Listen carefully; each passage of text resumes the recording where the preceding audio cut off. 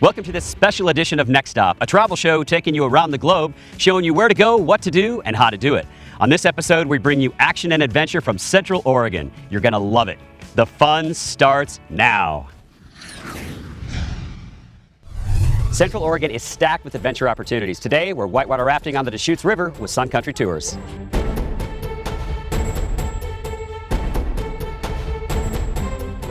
So we're at the Big Eddy Thriller here. This is kind of the main event. The section, part 2 and part 3 are the highlights today. And you guys can see here the giant kind of B going down the river. It's kind of a little hydrology 101. What's happening is the left lateral is kind of the dominant one and it's pushing the water into the rocks. So our idea today is to stay away from the rocks. So we're gonna have a little bit of angle there. It's kind of picking on the right side of the raft. So as we go down, we're just paddling aggressive all together, smiling, having fun. We're gonna keep it straight and kind of go right through the third part, Sows Hole, which is kind of a mild tsunami, a soft bucket of water coming at you, and just kind of prepare for that and have fun. Big Eddy on 3, 1, 2, 3, Big Eddy!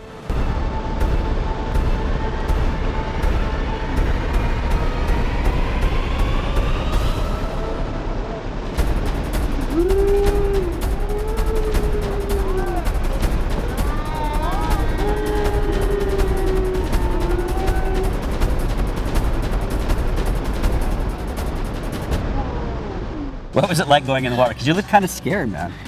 I know your mom was scared. First I was scared. It was so shallow that my feet were touching. They were? What'd you think of the Big Eddy? You didn't fall in there. How was that? It's just a wall of white. Pretty much, wasn't it?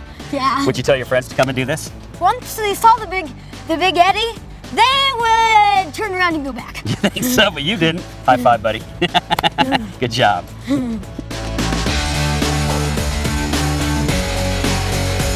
This is Scott, our fearless guide. You were awesome, man. Hey, thank you. You prepped us well for the Big Eddy. Yeah. That's a fun trip, man. It's an awesome trip. It's kind of our shorter whitewater experience. It's a teaser for all the other great trips that we offer. What other tours do you guys offer? So we offer a half-day trip on the Mackenzie River. It's a great family fun trip, class 2s and 3s mixed in.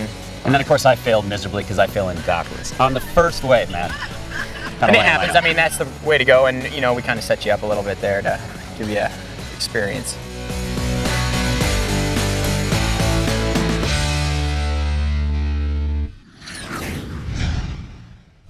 I've heard for years that Central Oregon has some of the best fly fishing in the world. Let's reel in some more information with Stillwater Fly Shop.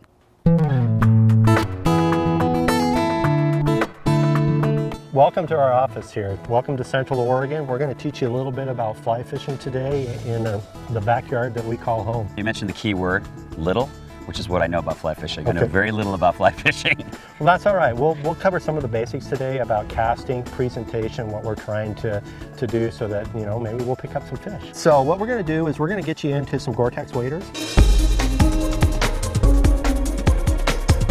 Do I look the part? You look the part. You look like you know what you're doing now. I'm feeling good. I'm ready to get my fly fish on. Absolutely. Okay. We'll go down into this one area that's kind of behind us. What's this river? This is the Fall River, and it's one of the spring creeks that are in Central Oregon. There's 2 major ones, the Metolius and this. It is so clear. I don't think I've ever seen a river so clear.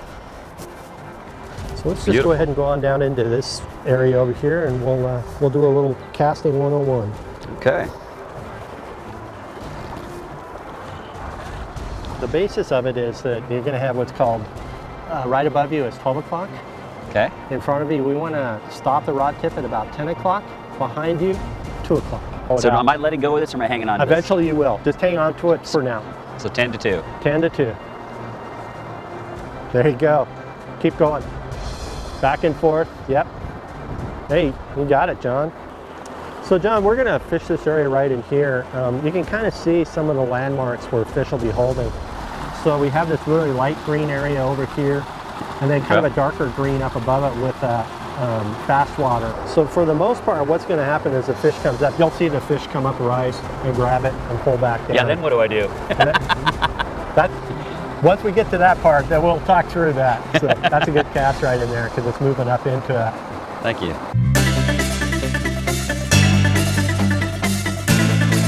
I had no idea that we get to go for a nice hike too, Paul. Yeah, absolutely. That's kind of the enjoyment of it as well. You get to see a different part of the scenery, and so kind of the same thing what we did before is we're going to fish kind of this area right in here.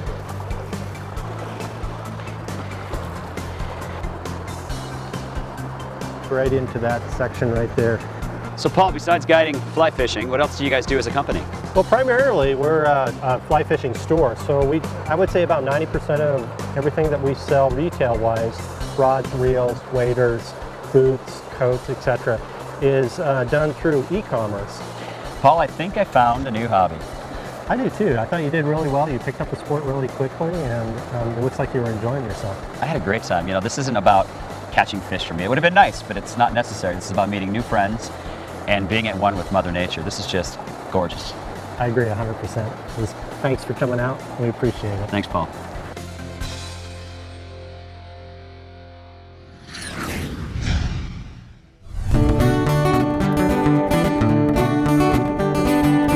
What makes golf in Central Oregon so special? From high mountain to high desert, you won't find a better variety of courses anywhere. Today we'll visit a few of its premier destinations.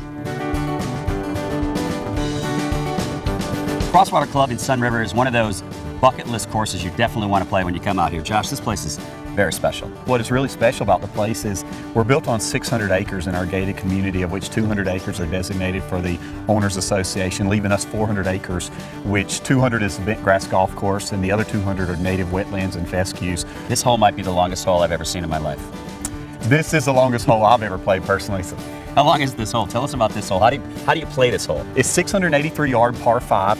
And it takes 3 really great golf shots to get there. And when you get up there, you're going to notice the green isn't the biggest green in the world either. Really? Because I don't think I would play from this tee box. I think I'd play from that one way up there. And I would go with you.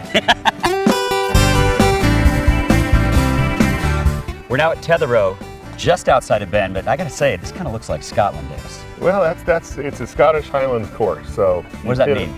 It's the style. It's link style golf. So it's tight lies, it's fescue grass, and it's a lot of bump and run. You're leading the trend. Tell us about the golf boards. Well, that's so cool.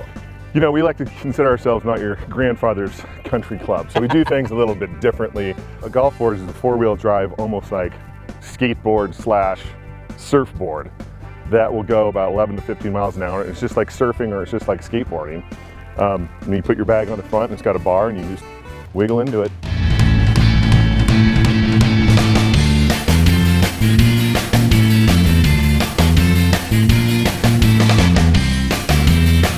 I'm so impressed with the diversity of the courses we've seen today in Central Oregon, and Ed, Pronghorn is no exception. What's unique to Pronghorn?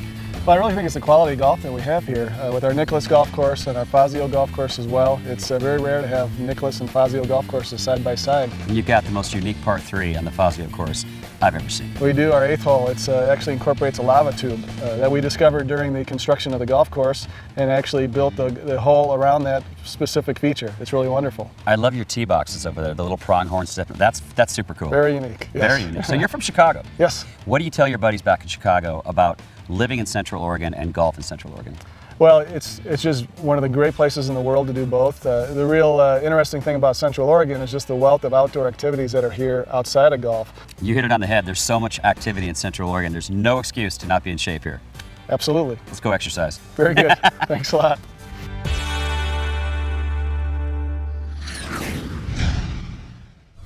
Smith Rock is one of the 7 wonders of Oregon and the birthplace of modern sport climbing. It's a great place for world-class climbing, family hikes, and amazing views of the Cascades. It's also one of the most photographed features in the state of Oregon. For more information on Smith Rock and the other 6 wonders of Oregon, go to visitcentraloregon.com. For 25 years, the Deschutes Brewery has been producing award-winning microbrews. In fact, they currently produce the nation's favorite craft porter. Let's meet the man that started it all. Gary, I'm so honored to meet you. I've been drinking your beer now for about 2 decades.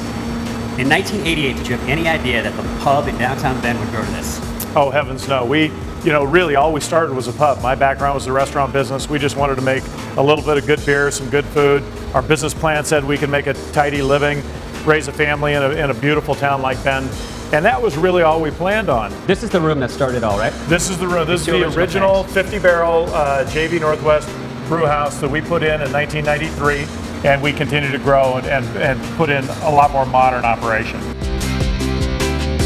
Now, I've never been to a brewery that had a room like this. This is where our trained panel does this every single day, 5 days a week. Our technician on the other side of the wall can put down whatever beers they want tasted and analyzed on that date, and then the computer screen will prompt the taster with questions that they can then answer that are all compiled on the computer. So you got the quality control, but it's really all about the product too, right? It's absolutely about the ingredients, and you know, what we have here is really a display of what the ingredients are, whether it's malted barley, herbs and spices. We have some coriander, a little bit of orange peel here. This particular hop is Centennials. It's kind of embarrassing, but I kind of need a restroom break. Well, if you need a restroom, we've got one over here. So, oh, cool. Right behind this door. Thank you. Oh my. All right, that might be the coolest restroom I've ever been in my entire life, but there was no restroom. Well, if you wanted a bathroom, they're over there. Oh, this is a restroom. This is a restroom. This is where we come for our breaks. So everybody gets a pint or whatever after their shift. Everybody gets a shift pint after they're finished with work. These tanks are quite impressive. Yeah, these different are sizes. You can kind of see wherever we are. This is the old roof line that was our old building. You can kind of chart our growth, as you said, by what size tanks we were buying at the time. See, you got that? Just like that. That is so cool. Don't you kind of feel like we're on Laverne and Shirley right now? Yeah, exactly. Now, for some reason, every time I talk about beer, I get thirsty. It's unbelievable how that happens. But this is what all the hard work is for. So, this is America's favorite craft porter, and it happens to be mine. I didn't ever drink dark beer back in the day until I went to your pub in Bend, and I tried the Deschutes Black Butte Porter, and I loved it. We keep saying Black Butte Porter is the beer that really dispels all the myths about dark beer. People love it, women love it, men love it. It is really the beer that we think once people can get past the color, it's a beer to fall in love with. Cheers. Cheers.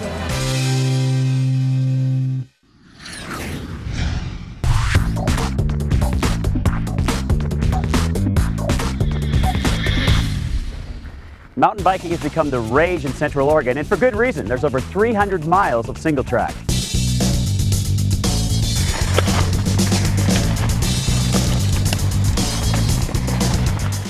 Mountain biking is just blowing up here, man. Yeah, it sure is. We have, like you said, 300 miles of trail. There is everything from beginner level down near the river to extreme high mountain rocky terrain. And everyone has a good time here on bikes. So what kind of trail is this? This doesn't seem like a beginner trail to me. Yeah, we took you on one of the harder trails in Bend today. Awesome. Yeah. And I felt that way. I felt like a complete novice. Yeah, a lot of rocks, a lot of roots.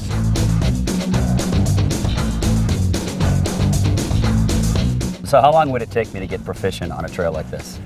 Realistically. Yeah, totally. There's if you get into mountain biking, the progression can be pretty fast just because it is so fun.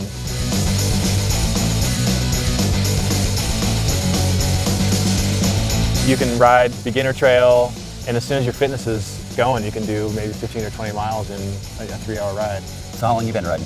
I started riding when I was 14. So just a few years then? Yeah, it's been, gosh, I guess 20-something years You just now. told us your age. Yeah. It doesn't matter. Yeah. No, it's great. I love riding, and it keeps me fit, keeps me going. Bend is a great place to live if you're an athlete or if you're just an outdoor enthusiast. Thanks for this. This was awesome. Yeah, good.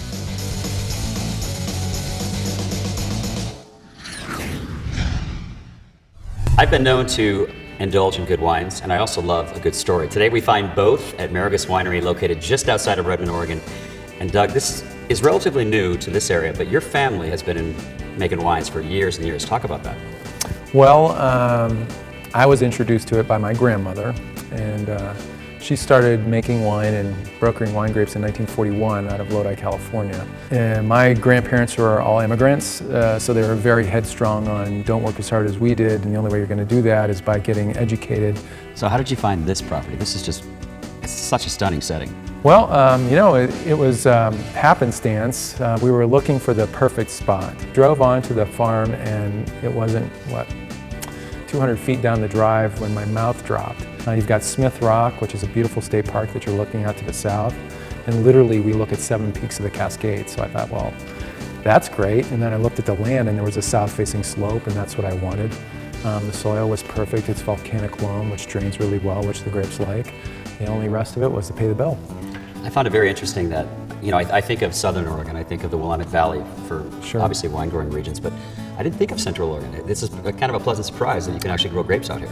Yeah, and a lot of people, there was a large faction of naysayers that you could not do that. We're not at the finish line yet, but it's great to know that what people said that would not be able to be accomplished has been accomplished. We're going to go for reds if that's okay with you, and that's okay. Let's start with this one. It's called Good Earth Malbec. Malbec is really becoming a popular grape, and there's a really good reason for that. Ours is very rich for most Malbecs that come out of Argentina. Thank you. I left it on the lees for a long period of time, 9 months. See what you think. Oh, that's nice. Thanks. And in here we don't hydrate the winery, so that means a lot. We lose a lot of wine, but it gets more dense and more flavorful as time goes on in those barrels. It's rich. Yeah, definitely. I like it. I like all of them. You've definitely hit the nail on the head in Central Oregon. Oh, what a thanks. pleasant surprise. What do you say to the people who are the naysayers when you said, you can't do this? Well, my mother told me to be polite. The proof is in the pudding, and come on in and enjoy it. Mount Bachelor in Central Oregon has been rated one of the top 10 ski resorts for families in the United States, and for good reason. This is not a small mountain, but there's really something for everybody, Drew. There is. That's one of our big selling points, Very, very large mountain, 5th or 6th largest in the whole United States in terms of acreage, but we do have something everybody. Beginners are happy, our experts are happy on the backside of our mountain on those sunny powder days, so truly something for everyone. So this isn't your average mountain too, we're on a volcano, right? That's right, and that's pretty rare, That's unique to Pacific Northwest skiing in general, but here at Mount Bachelor, we are the tallest ski resort peak in the Cascades, and you do ride the chair to the top of the volcano, which is something that doesn't happen anywhere else. And you can ski a lot later in the season, which I love. Yeah, one of the longest seasons in the world, in fact. You've got so many outdoor activities in Central Oregon. Obviously I'm partial to skiing. That's my big thing here working up at the mountain, but it's truly a 4-season community where there's just so much fun to be had all season long. Well, let's go have some fun on the mountain. Let's do it.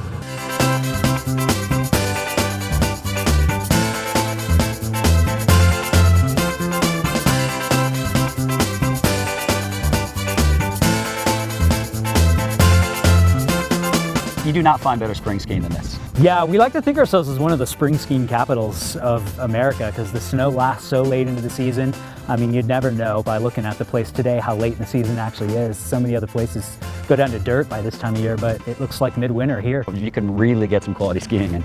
Yeah, one of our advantages of being outside the town of Bend, which is not a major metropolis, is that we're not an especially crowded ski area, especially on weekdays. We're not one of those ski areas next to a city with 1.5 million people, where they all flock up there so easily. So definitely lift lines are short and the powder tends to last a bit longer.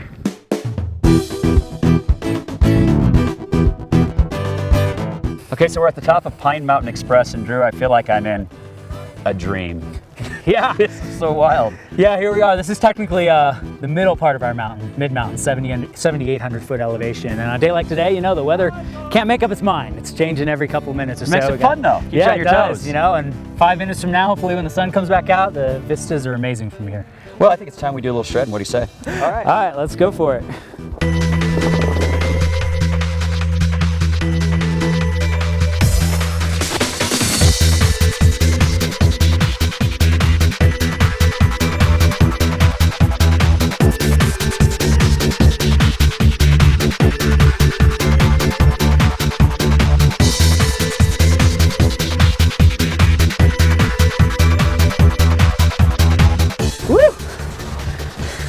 That was a fun one. That was awesome. Yeah, how about some lunch? We're in the shoulder season right now. We're spring skiing, but the summer times are pretty hot here. What's new? We're really excited about summer. It's one of our new ventures that we're diving into, the downhill bike park. And going through the summer months, we'll have downhill bike trails, lift access that we can introduce Central Oregon to, and we think that the community is going to be really hungry, especially in Central Oregon. Central mountain biking's huge. Biking's huge in Central Oregon. It's taken us 5 years. It's been a big project with planning and development. Tell our viewers why they should come to Mount Bachelor. You know what? It's the full package, Central Oregon. We're a year-round destination now, and in the wintertime specifically with skiing and snowboarding, you've got other things you can do in Central Oregon outside. It's one of the beer capitals of the world, great places to stay, great places to eat. You sleep at a comfortable elevation, drive up to the mountain to ski. It's just the full package.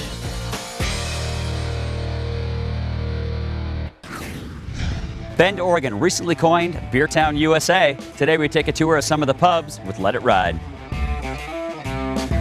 Hey guys, I'm Kim. I'll be your tour guide today. Welcome to Let It Ride Electric Bike Tours. Today we're going on the brew pub tour. Woo! So hopefully that's what you signed up for. As soon as you're on the bike and feeling safe and secure and ready to go, you hit that red button. Everybody needs to check first. Most important, make sure your bell works. Yeah.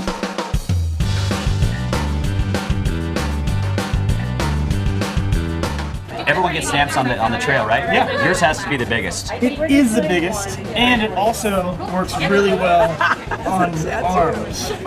Wow. Yes. Wow. Will that stay for the whole week? For at least 3 years. 3 years. It's kind of like an ultimate henna. So where's next? Okay, we're gonna head to Deschutes Brewery, and this place is known for fantastic appetizers and a wonderful view of Mount Bachelor. So this is probably the most unique and cool beer bottle I've ever seen. On the label of the tough love, you know, it's kind of that oxymoron on it, you know, tough and love. How can you have the two at the same time? So we got Double Cross, Tough Love, Better Off Red, the Banish Better Off Red, and the Fruitcake. So this is actually your love story. I don't know if you know this or not, right? Did you guys name this after my love story? All right. Cheers. Here's to good beer and good times. It's a tough love. It's a tough love.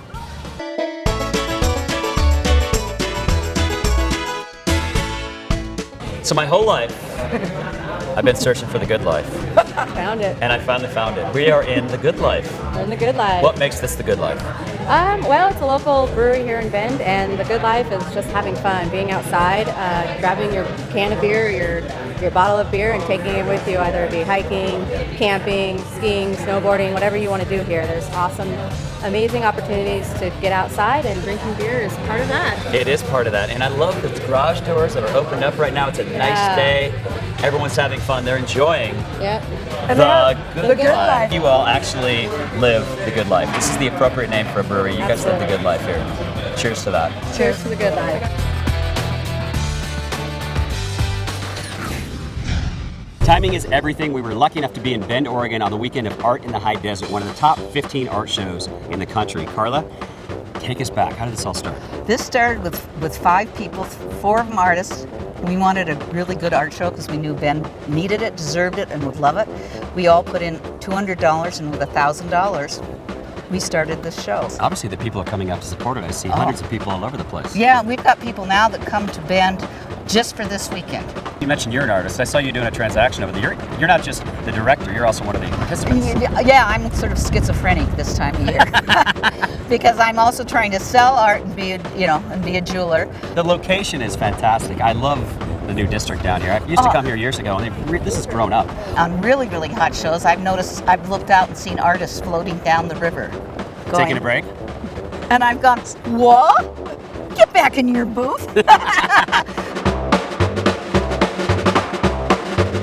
This is Amy. She's all the way here from North Carolina. Yeehaw! What do you think of this? That's Texas. They say that in North Carolina too, I think. Yeah, they do. What do I think of this? I want to move here. It's gorgeous. Isn't it nice? Plus, I've had like 3 consecutive days of fabulous hair. Your stuff is fun. Thank you. What's the inspiration? What do you call it? I call them Phobots, short for Found Object Robots, and they all have a name, a number, a date of birth, and like the Tin Man, they all have a heart inside. Which is your favorite of these? My favorite, Me Upon My Pony on My Boat, which is a song by Lyle Lovett. This is an old toy boat, spice tins, a pool ball, wire brush, funnel, a sash lock, wrenches, little feet are buttonhole attachments. This is David, who used to live in Oregon for many years. Now you live in Austin, Texas. Right. This is an amazing show. It brings together so many people from across the country. I mean, the best artists in the country are out here right now. Your art. All this by pencil. It is. It's crazy. Yeah, well, it is a little bit obsessive. I call it my obsessive-compulsive disorder with a pencil. It's just what I do. How long have you been doing it? This kind of worked for about 35 years. Like the elephant one blows my mind that that's all pencil. And that picture with the depth there, I just love it. This is Dakota. He wins the award for the most colorful, crazy, fun art that we've seen all day. How did you get into doing this? There's all these bottle caps. Yeah, and this is fun. I had a barrel full of caps 12 years ago, and I was doing these sculptural wood, functional sculptures. So I wanted to make it look metal. That was the initial thought. And then you've got like a dolphin tail over there. You got a cactus. representing Texas in the bowl. Yeah. What's your favorite piece? You know, I just did this large elk head. I think that's my favorite piece.